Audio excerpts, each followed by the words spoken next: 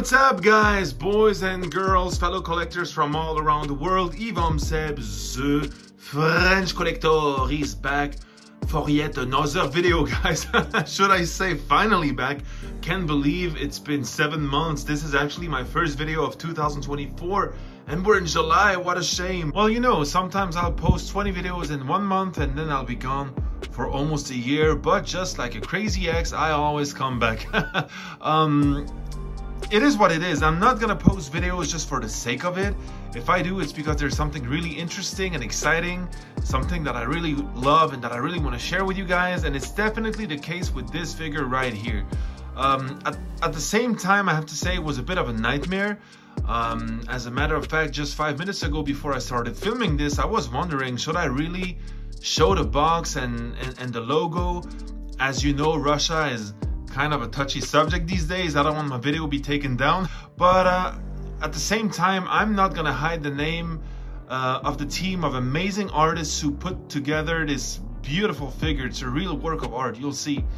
It was also really frustrating because I ordered this figure in 2020. Can you believe this? 4 years ago.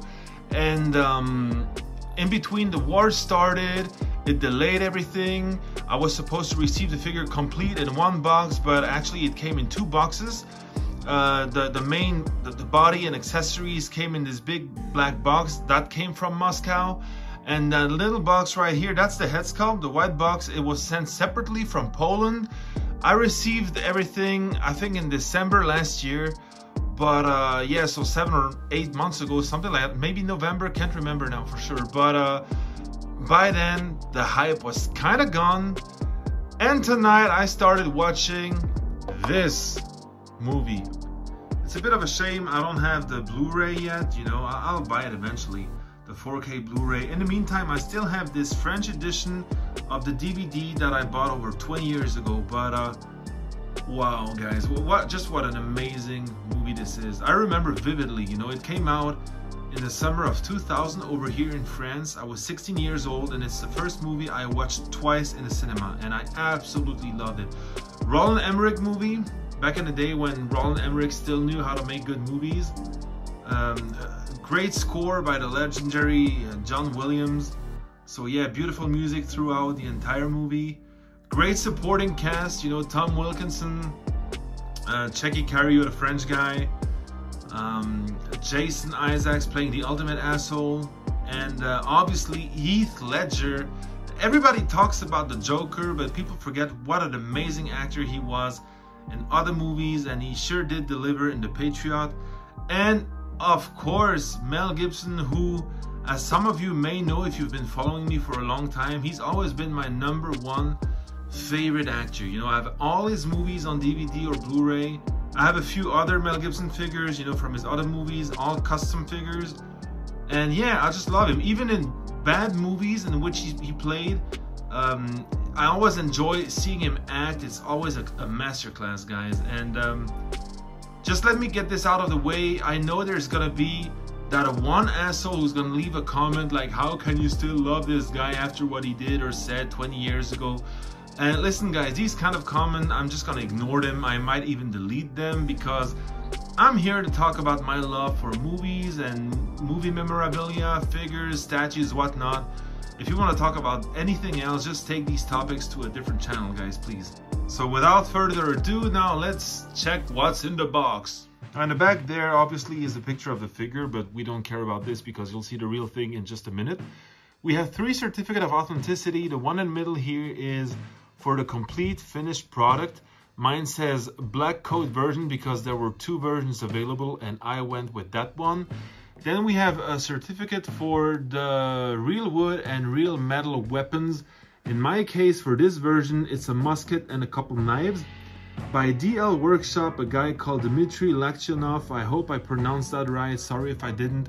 And then another certificate for the outfit, so the clothing and a couple more accessories by Siberian Custom Studio, a guy named Alex Filipov, very popular in the 1/6 community. He did an outstanding job with this figure.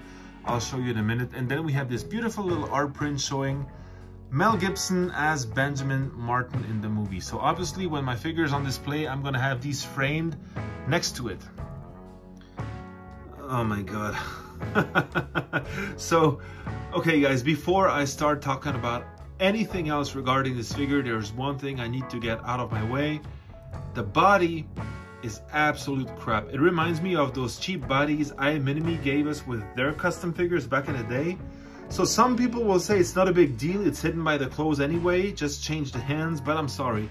First of all, when you repose the figure, you can feel that it's fragile, that it's cheap underneath the clothes. For a custom figure that you pay over $1,000, this is just unacceptable. But now that I got this off my chest, let's move on to the first accessory. I'll just show it like this because I probably won't be displaying this with the figure, but it's a beautiful knife nonetheless. The blade is made of real metal. Look at the weathering on this blade, all these tiny little holes in it. The handle, however, is not wood. It seems to be resin, sculpted resin, but nicely sculpted and painted. But yeah, the blade is definitely real metal. Okay guys, I have to apologize. I'm just noticing right now there's a bit of dust on my stand, but that stand wasn't provided with the figure. It's just a generic stand that I found in one of my drawers where I keep all my 1/6 related stuff, you know, accessories, whatnot. Anyway, I'll just start with the boots and I'll work my way up. But one thing I can say already is that my favorite part of this figure is definitely the outfit. The tailoring is really impressive. The boots here are made of real leather, and not just the boot shafts, but even the feet down there are covered in real leather. And look at the weathering on them, it's beautiful. Going up, we have these straps here, also real leather. I absolutely love the cut of this jacket and also the vest. The stitching is beautiful around the pockets. I love the sculpted buttons. I love those little flowers on it. Same buttons on the pockets. And actually in the back, look at this. It's beautiful. Wow. Now the musket is entirely made of real wood and real metal, and because of its length, I have to say it's quite heavy for a 1/6 accessory. I was quite surprised by its weight when I first took it out of the box. But it's very, very impressive, especially this area right here. Look at this. That is phenomenal.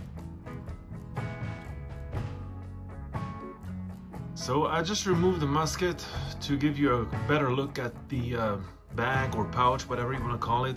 Also made of real leather, as well as the shoulder strap. The buckle is on the back.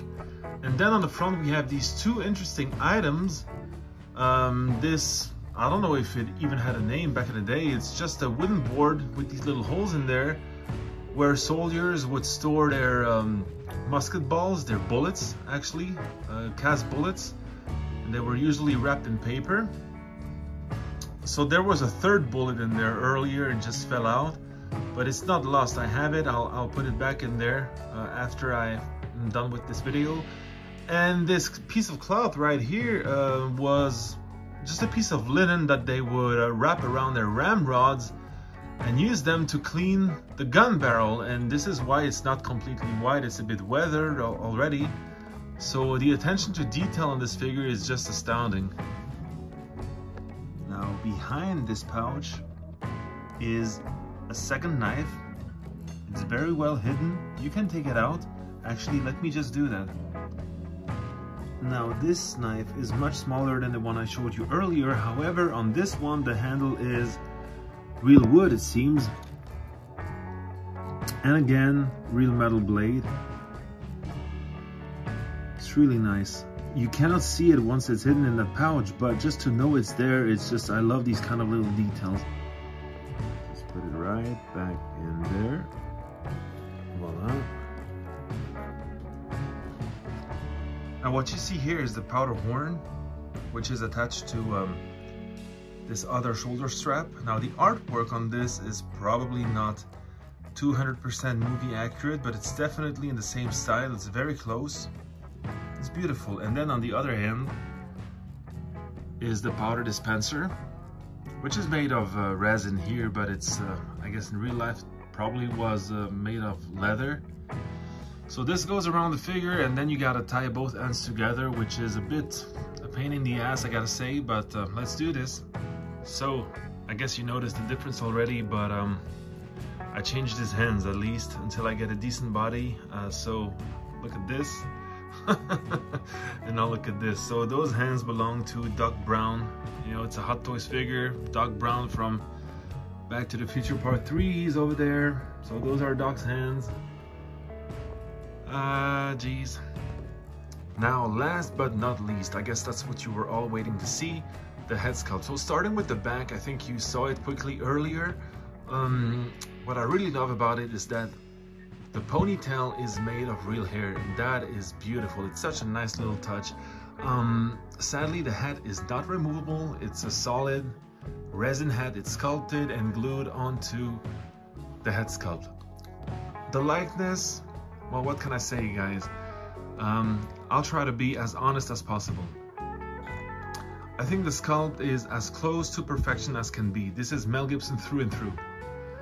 However, I don't want to sound too harsh now, okay? The paint is great, but I was expecting a bit more. Let me put it this way. Back in the day when I placed my order in 2020, I saw the prototype pictures, the paint looked perfect. Now I'm thinking maybe it was just the lighting on those pictures. You know that this is often the case with our mass-produced figures. When we receive them, they don't look as good as on prototype pictures,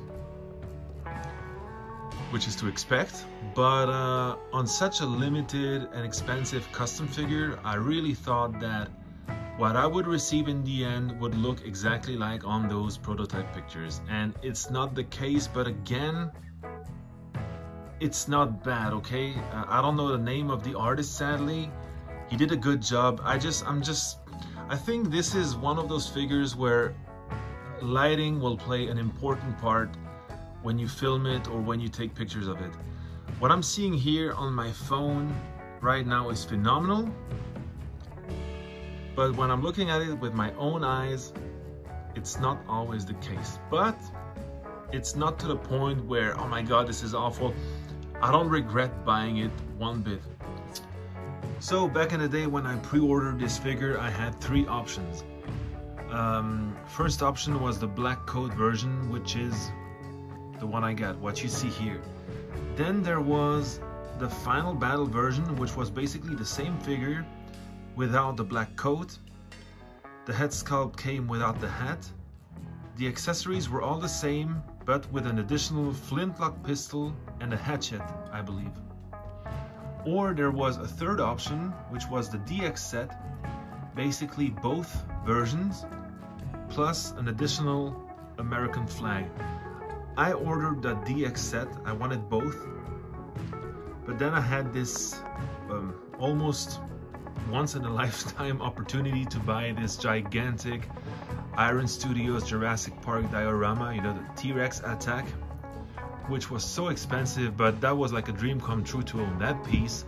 So I had to make a choice, and I decided to cancel the DX set, and I just went with my favorite versions out of the two, which is this one, the black coat version. Whenever I think about Mel Gibson and Patriot, this is what I picture. I love this look, and I don't regret it one bit. And again, I don't know the artist who painted that head sculpt. If you're watching this, I hope you don't take it bad. I didn't mean to offend you. It's a beautiful job. I was just expecting a little bit more. But other than that, the sculpt, the real metal and real wood accessories, and especially the tailoring, this figure is just stellar, guys. So I'll put this next to my other Mel Gibson figures.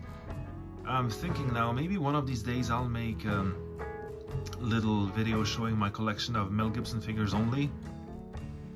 I see that DID Corp are making a Mel Gibson figure from We Were Soldiers, another amazing movie, so I'm not sure yet, but I might get that one as well.